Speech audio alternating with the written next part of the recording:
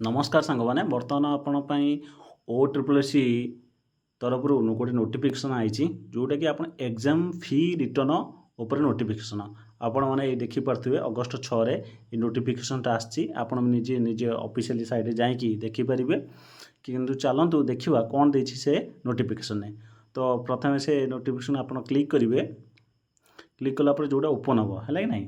सेटा ओपन हम ये आप सामने ओपन होगा डेट अनुसार ओपन होगा कौन लिखाई देखूँ। तो फास्ट कथा से देजे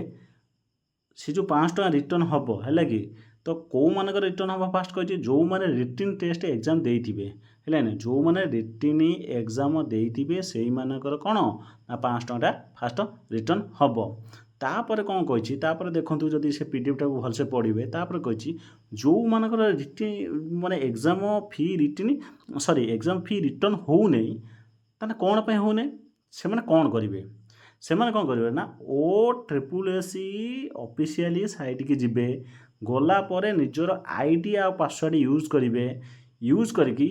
कौन ओपन करेंगे ना एग्जामिनेशन फी रिफंड मैनेजमेंट ऊपर क्लिक करेंगे है नहीं क्लिक कला परे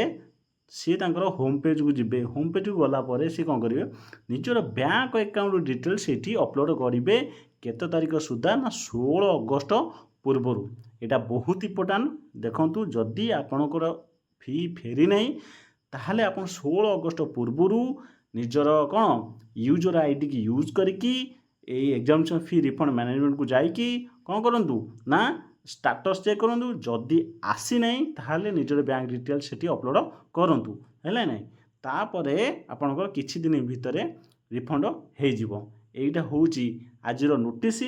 आपण निज सांगसाथी की ये वीडियो को शेयर करूँ जो मानक एग्जाम फी रिटर्न है नहीं आउ वीडियो को लाइक करूँ सब्सक्राइब करूँ। धन्यवाद।